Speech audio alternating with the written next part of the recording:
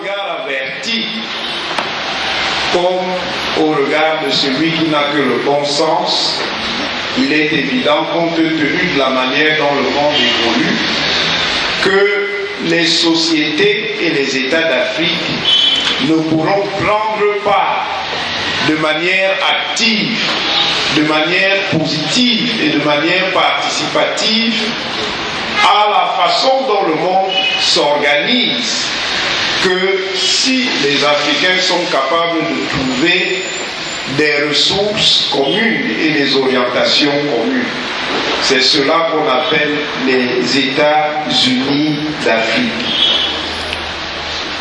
En vérité, l'Afrique n'a pas d'autre choix pour des raisons sur lesquelles on reviendra dans les questions. Pour aller vite, je voudrais plutôt que vous me posiez des questions par rapport à ce que je viens de dire. Je vais essentiellement porter mon exposé sur la figure de Francis Mouria Kofi Nkrumah, alias Kwame Nkrumah, qui est un acteur essentiel de l'histoire africaine et de l'histoire des peuples noirs au cours du XXe siècle. Francis Mouria Kofi Nkrumah est issu d'une société colonisée qu'on appelle la Gold Coast, c'est-à-dire la Côte de l'Or.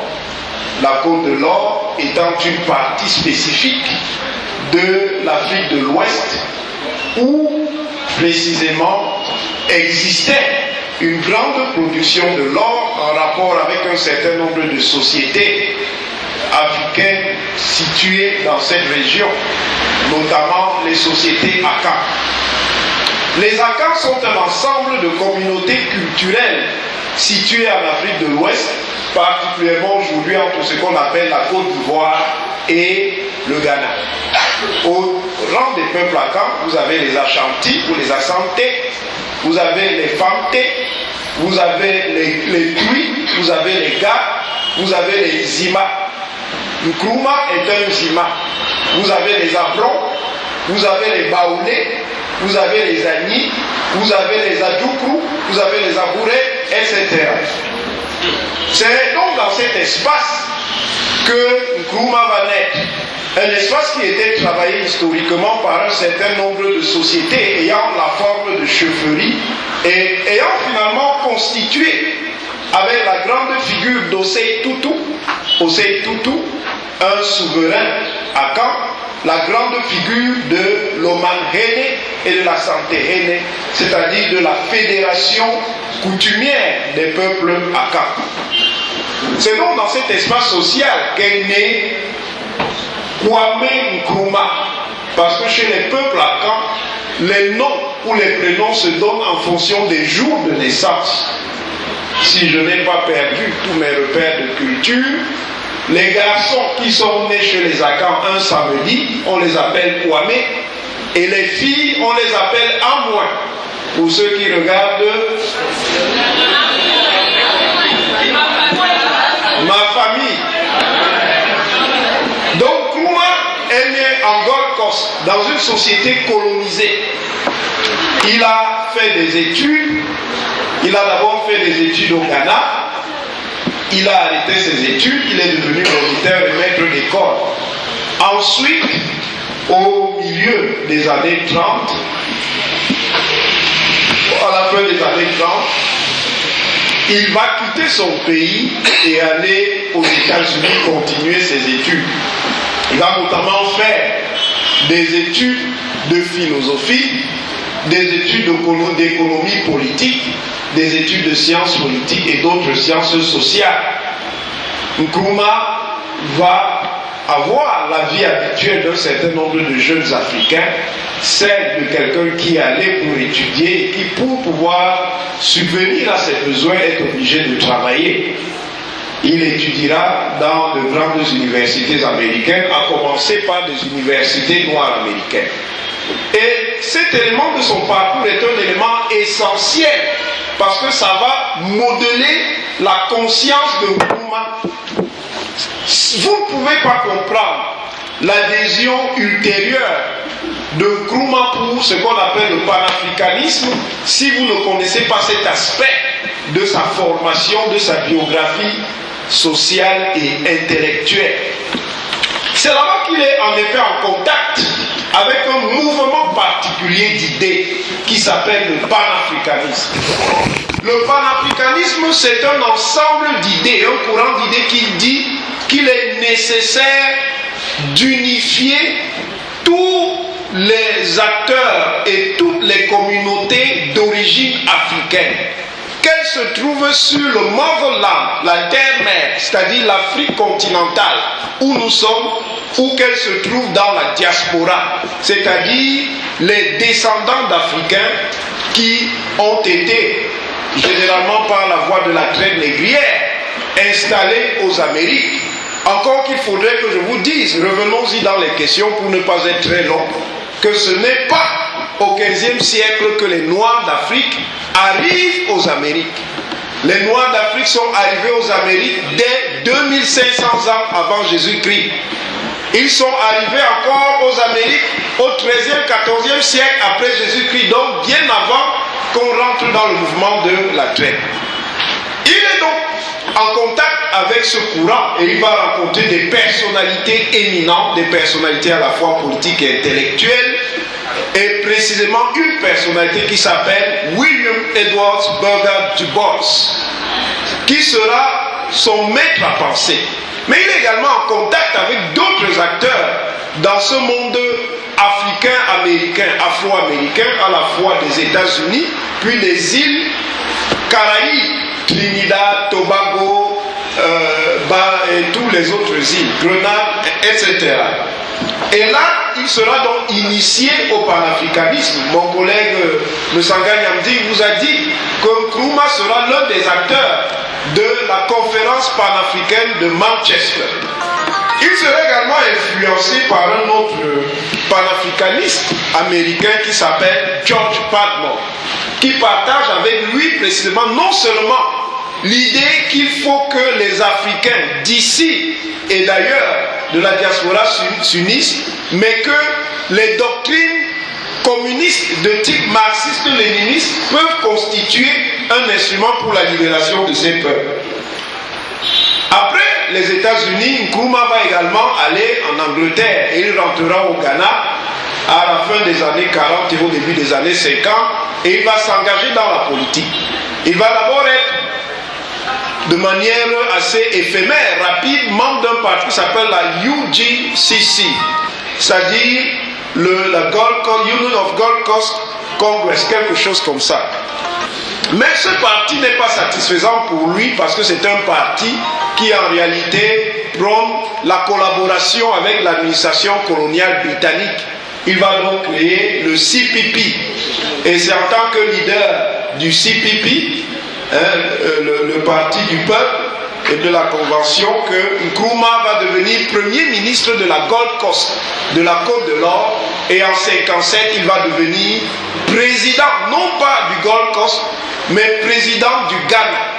Nkrumah va en effet donner au Gold Coast le nom d'un vieil empire africain qui est l'empire de Ouagadougou-Ghana.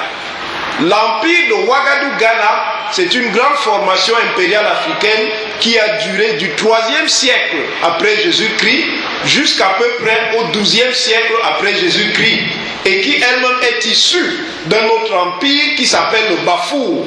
Le Bafour, c'est 3e siècle avant Jésus-Christ et jusqu'au 3e siècle après Jésus-Christ. Et cette référence n'est pas gratuite. Il s'agit pour Nkrumah de montrer que l'Afrique a une profondeur dans l'histoire et que l'Afrique a ses modes d'orientation et d'organisation, que l'Afrique n'a certainement pas accédé à la culture du seul fait de son contact avec les sociétés européennes qui, à partir du 15e siècle, ont commencé à les coloniser. Nkrumah va donc devenir président du Ghana et il va rester dans cette perspective africaine, puisque nous sommes en pleine Coupe d'Afrique des Nations. Ce n'est pas pour rien que l'équipe nationale du Ghana s'appelait les Black Stars. Elle s'appelle les Black Stars en référence au nom d'une compagnie d'une compagnie de transport maritime que Marcus Garvey, noir de Jamaïque devenu américain, avait fondé pour précisément permettre que les Africains quittent les Amériques et les Caraïbes pour revenir en Afrique. Cette compagnie s'appelait la Black Star. C'est pour cela que l'équipe nationale de football du Ghana s'appelle les Black Stars et qu'il y a une étoile noire sur le drapeau du Ghana. Quand vous regarderez ce soir la demi-finale entre le Ghana et le Burkina, puisque nous on a déjà raté le Mali et le Nigeria, vous y penserez. Nkrumah est donc un théoricien, c'est un philosophe. Il est notamment l'auteur d'une pensée qu'on appelle le consciencisme.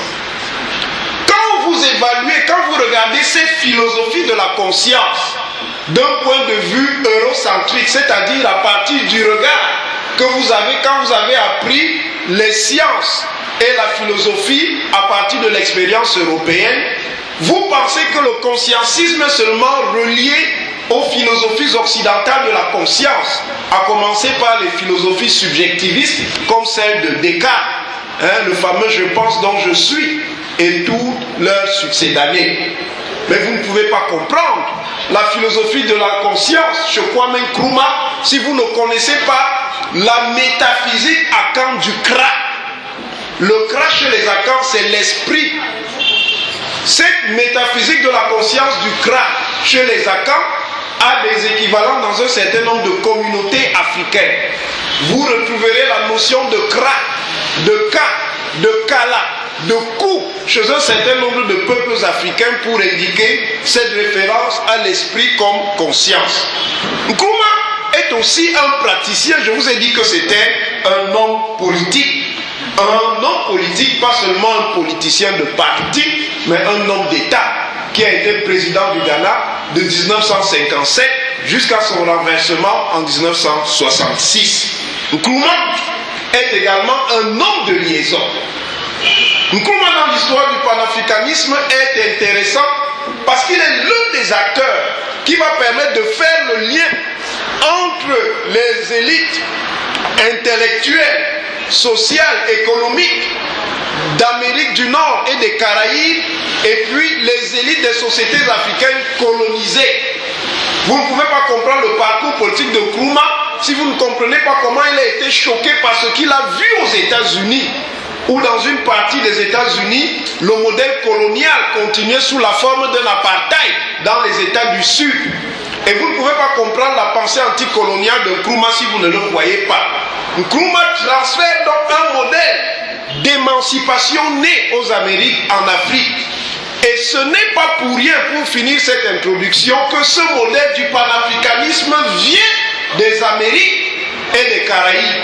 C'est parce que c'est là que les hommes noirs ont vécu au plus dur dans leur chair la privation de dignité. Et ceux de ces hommes noirs qui ont pu faire des études sont allés à la recherche de leurs identités. Et les premières élites ont commencé à trouver les sources des identités. Revenons-y dans les questions. Je ne peux pas développer plus là pour le moment.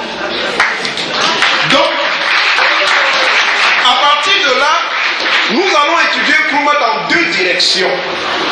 Où Nkrumah apparaît comme un agent essentiel de la construction du panafricanisme. Première partie, la construction philosophique du panafricanisme. Deux, la construction pragmatique, concrète du panafricanisme. Première partie, la construction philosophique du panafricanisme par le penseur Kwame Nkrumah. Nkrumah, philosophe, théoricien politique, idéologue, est un auteur essentiel dans l'affirmation du courant panafricain. Non pas qu'il ait créé, mais il a pu permettre précisément de fixer ce courant dans les sociétés d'Afrique noire. Le panafricanisme fonctionne autour de trois inspirations pour ce qui concerne cette dimension philosophique. La première dimension, c'est ce qu'on peut appeler le panafricanisme comme inspiration philosophico-historique. De quoi s'agit-il? Il s'agit précisément de dire qu'à travers cette pensée panafricaine, on va engager ce qu'on appelle l'African Renaissance. African Renaissance, le concept de renaissance africaine ayant été forgé par un autre grand penseur africain qui s'appelle Cheikh Anta Diop, physicien, anthropologue, égyptologue sénégalais.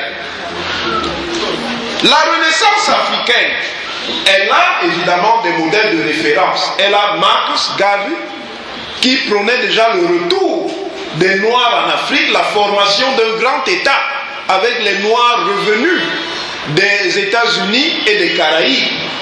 Et cette idée n'était pas simplement spéculation, parce que déjà dans le cadre même des systèmes impériaux occidentaux, il y avait eu des expériences de transfert des Noirs venant des États-Unis et des Caraïbes vers l'Afrique. C'est ça la création de la Sierra Leone. C'est ça la création du Libéria. C'est ça la transplantation des afro-descendants, des Noirs du Brésil, au Togo, au Bénin et au Nigeria. Voilà pourquoi vous avez des Béninois qui s'appellent Vieira, qui s'appellent Souza. Parce que certains d'entre eux, pas tous, venaient du Brésil. Il est vrai que dans la traite, il s'était constitué des communautés afro-portugaises, c'est-à-dire de métis, fils de blancs portugais et d'africains. Donc, Marcus Garvey, Sylvester Williams, qui est un Trinidadien, qui vient de l'île Trinidad et Tobago, et surtout William Du Bois, sont les inspirateurs de cette idée que l'Afrique doit renaître. L'Afrique doit se relever. Le deuxième aspect, dont le grand B de ce panafricanisme, c'est le panafricanisme comme inspiration philosophico-théorique. Pour que l'Afrique se relève, pour que l'Afrique renaisse, elle doit se libérer. Ça veut dire ici qu'il faut envisager la perspective de la libération. Et cette perspective de la libération n'est possible que si ceux qui sont opprimés, si ceux qui sont humiliés sont capables de prendre conscience. D'où précisément le fait que Nkrumah va développer la théorie du consciencisme, qui est la manière pour les peuples africains d'aborder le monde en prenant conscience des rapports de force qui les ont soumis à l'oppression et en dégageant donc la voie pour libérer l'Afrique. Ici, Nkrumah a d'autres inspirateurs qui sont des Africains. Nnamdi Azikiwe, qui est nigérian, Jomo Kenyatta et un certain nombre d'autres leaders, Kenneth Kaunda et un certain nombre d'autres leaders africains qui sont en même temps des intellectuels. Le troisième point pour finir cette première partie, c'est le panafricanisme comme inspiration philosophico-politique. Ici, c'est la question de la puissance. Vous ne pouvez renaître, vous ne pouvez vous libérer que si vous êtes puissant. Toute démarche en termes de renaissance, de libération et d'émergence ne prend du sens que pour être debout et solidement debout. Pour être debout et solidement debout, il faut être puissant.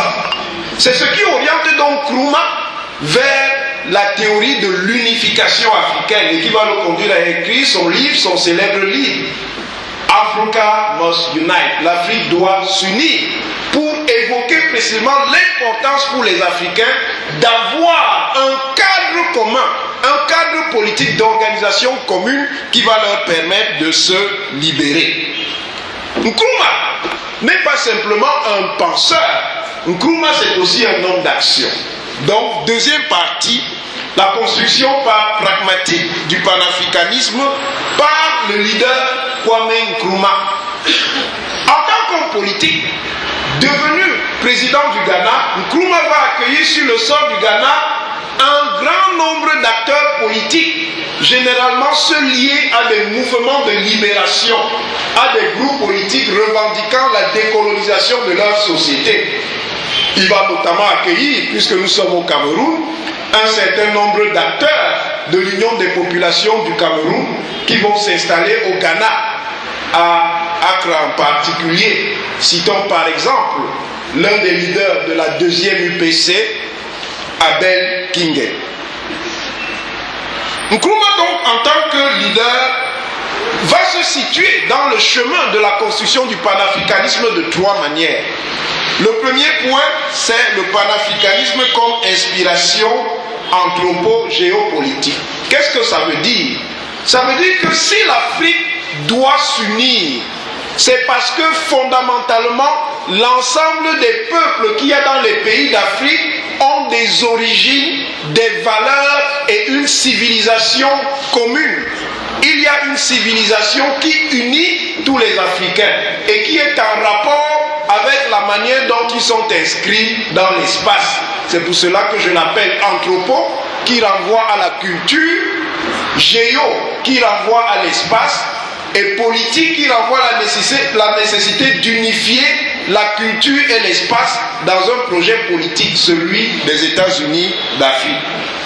Ici, Nkrumah inscrit son action dans un temps où il existe un certain nombre de mouvements politiques qui portent précisément le nom de African Nation, de nationalisme africain.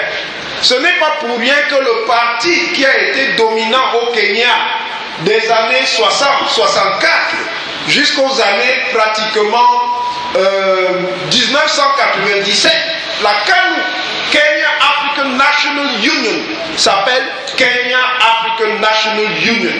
C'est que les meneurs de la KANU sont des panafricanistes et leur leader c'est précisément Jomo Kenyatta. Ce n'est pas pour rien que le parti qui est encore au pouvoir au Zimbabwe s'appelle la Zimbabwe African National Union. Vous avez toujours African National Union qui renvoie à ce nationalisme africain. C'est parce que Robert Gabriel Mugabe est un panafricaniste, un nationaliste panafricain. Il s'inscrit donc dans cette tradition du nationalisme africain de tendance anglophone. Ce n'est pas pour rien que l'ANC, African National Congress, s'appelle African National Congress. Parce que l'ANC s'inscrit dans ce mouvement panafricain. Et l'un des modèles que les acteurs de l'ANC ont étudié pour mettre en place leur organisation et pour organiser leur lutte contre le régime d'apartheid, c'est l'Union des populations du Cameroun. Deuxième point, le panafricanisme comme inspiration politico-diplomatique. Nkrumah ne va pas se contenter de théoriser, il va également agir. Il va nouer des contacts, non seulement avec les partis politiques panafricains, mais il va nouer des contacts avec un certain nombre de nouveaux leaders, de nouveaux chefs d'État et chefs de gouvernement qui sont favorables à ce courant de l'unification africaine. C'est ce qui explique les relations privilégiées entre Kwame Nkrumah et Gamal Abdel Nasser. Parce que Gamal Abdel Nasser, qui dirige l'Égypte depuis pratiquement le milieu des années 50, qui a été dans la junte militaire, qui a renversé le roi Farouk et qui a ensuite marginalisé le maréchal Neguib pour devenir le numéro 1 de la junte, n'est pas seulement un panarabe, c'est aussi un panafricain. Il ne défend pas seulement la nécessité pour les peuples arabes d'Afrique ou du Proche-Orient de s'unir, il défend aussi la nécessité pour les sociétés africaines, qu'elles soient blanches ou noires, de s'unir. Nkrumah aura également une relation privilégiée avec Ahmed Sékou Touré, le grand leader politique et syndical guinéen qui va devenir le président de la Guinée après le fameux référendum du non, au cours duquel la Guinée va refuser la main tendue de la France pour être dans le cadre de ce qu'on a appelé la communauté. Nkrumah aura également des relations privilégiées avec Modibo Keïta, qui est le premier président du Mali. On voit donc qu'il y a un certain nombre de liens qui vont exister également avec un autre souverain, un roi, le roi du Maroc, Mohamed V. Et ce sont ces acteurs-là qui vont former le courant de Casablanca dont mon collègue vous a parlé. On voit donc comment Nkrumah met en œuvre sa philosophie de la libération par la conscience panafricaine à l'œuvre, à travers son action diplomatique. Le dernier point, c'est le panafricanisme comme inspiration politico-stratégique. Qu'est-ce que ça veut dire? Ça veut dire que s'il faut unir les sociétés africaines, c'est précisément comme on le disait dans la première partie, pour qu'elles soient puissantes. Et pour qu'elles soient puissantes, elles doivent former un seul corps politique. C'est pour cela que Nkrumah va développer la thèse de l'Afrique doit s'unir, la thèse des États-Unis d'Afrique, en faisant preuve d'une grande vision. Mais comme très souvent, les gens qui voient trop vite, trop tôt, sont souvent incompris. 60 ans après, ce que Nkrumah dit reste vrai. Tant que l'Afrique sera morcelée en plusieurs États, aucun de ces États, je dis bien aucun de ces États, même l'Afrique du Sud, ne peut devenir une puissance de valeur mondiale. Il n'y aura de puissance de valeur mondiale que quand les pays africains auront entamé un processus d'unification. Et tant que par égoïsme ou nombrilisme, les élites de ces pays refusent de regarder l'évidence, l'Afrique tournera dans le sous-développement, dans la spirale du sous-développement, ou alors pour parler comme les néo-dépendantistes, du développement du sous-développement. Nkrumah donc est donc l'inspirateur des États-Unis d'Afrique et il donne une idée qui est une idée essentielle. La crise du Nord Mali le montre encore. Nkrumah dit, nous devons rapidement mettre en place un certain nombre de mécanismes communs. Et ces mécanismes communs, c'est notamment une armée.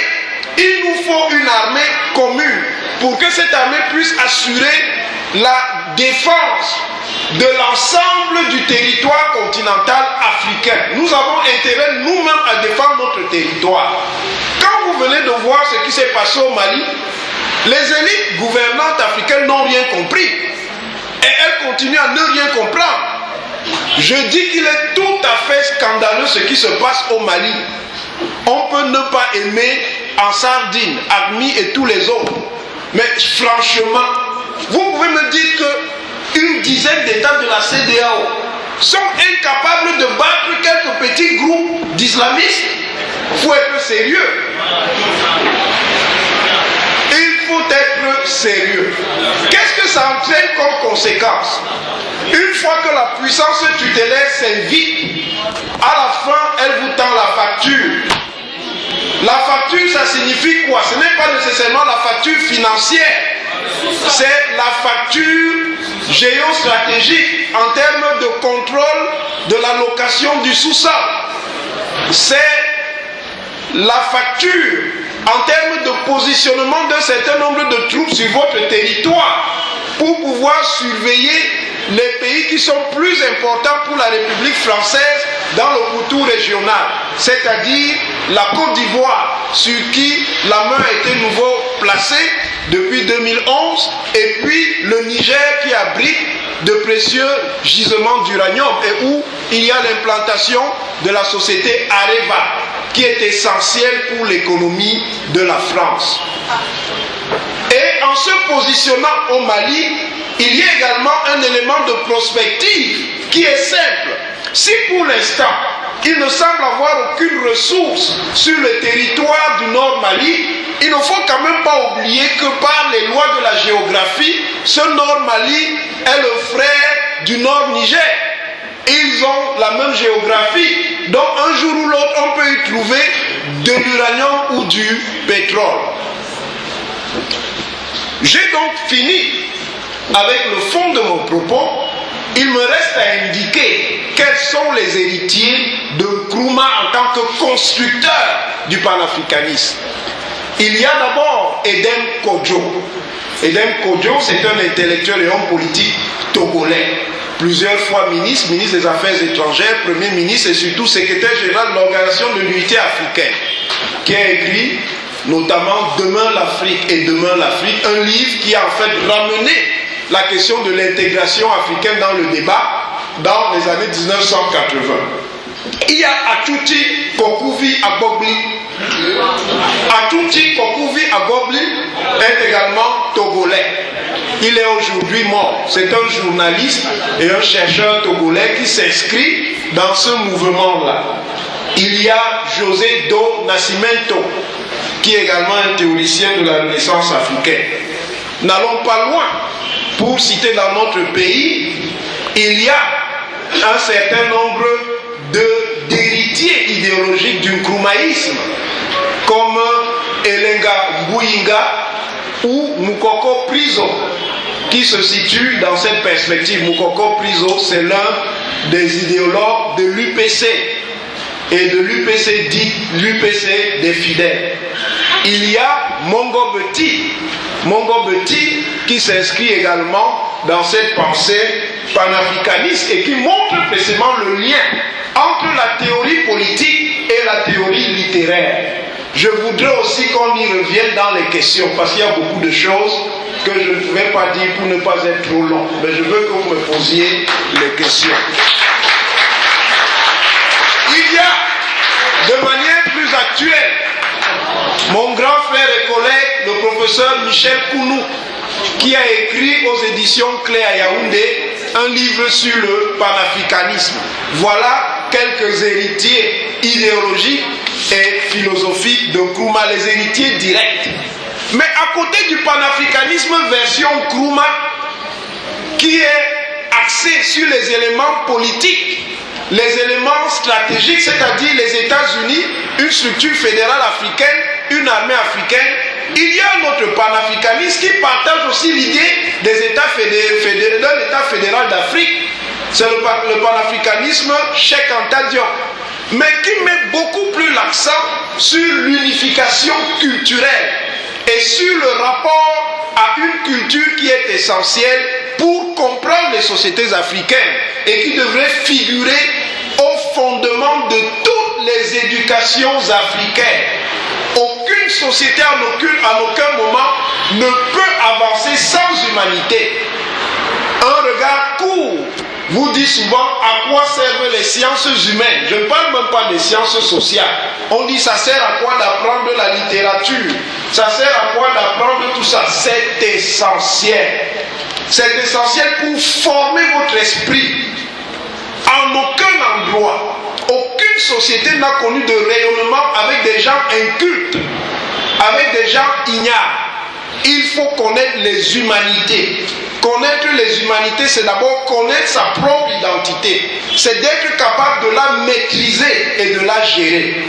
D'où la nécessité d'apprendre la littérature africaine. Parce que si la littérature est une expression esthétique, c'est également une expression qui annonce en bien des points les savoirs, et particulièrement les savoirs de sciences sociales. Le professeur Matateyou vous a dit modestement qu'il n'était pas un politologue. J'en doute. Pourquoi j'en doute? Parce qu'une bonne partie de la critique littéraire africaine, c'est de la théorie politique. C'est de l'histoire des idées politiques qui prend comme objet la production littéraire et qui examine les auteurs qui étudient particulièrement dans leur art romanesque, dans leur art poétique, la question de la politique. Quand vous faites la critique de Mongo Beti, vous faites de la science politique, c'est-à-dire la théorie politique. Parce que ce que Mongo Beti écrit est de part en part politique. Si vous voulez vous cacher en disant non, moi j'analyse seulement les lettres, je ne suis pas d'accord.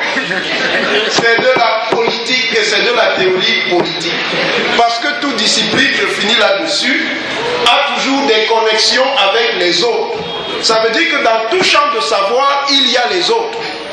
La philosophie politique ou l'histoire des idées, c'est la manière dont les politologues font de la philosophie. L'économie politique, ce que les Américains appellent la political economy, c'est la manière dont les politologues font l'économie. Donc dans toute discipline, il y a les autres continus. Maintenant, les philosophes, par exemple, ont leur philosophie politique, qui est la manière pour les philosophes de faire de la science politique. Donc cette école, avec Diop Obenga, a engendré des enfants. Oscar Fuma, qui est un critique littéraire, un écrivain et un égyptologue camerounais. Alain Ancelin, qui est un égyptologue antillais. Ce sont les enfants de cette deuxième école. Il y a même une troisième que je vais évoquer rapidement avec la figure de feu le professeur Djunjang Kwemi. Voilà l'héritage et la postérité de Kwame Nkrumah. un penseur qui reste essentiel. 60 ans après, il semblait avoir échoué politiquement parce qu'il a été renversé comme président au bout de 7 ans. Même si son ami Sékou Touré lui a offert le titre de président honorifique de la Guinée, il n'exerçait plus le pouvoir concret. Il est mort 6 ans plus tard, en 72. On croyait que Nkrumah était exorcisé pour le Ghana. Mais l'ombre de Nkrumah revint avec la gouvernance de Jerry Rawlings. Vous ne pouvez pas comprendre la gouvernance de Jerry Rawlings si vous n'y voyez pas l'inspiration nkrumahiste. Et c'est pour cela, à travers ce leadership, que le Ghana est ce qu'il est. En attendant de continuer dans la discussion, je vous remercie.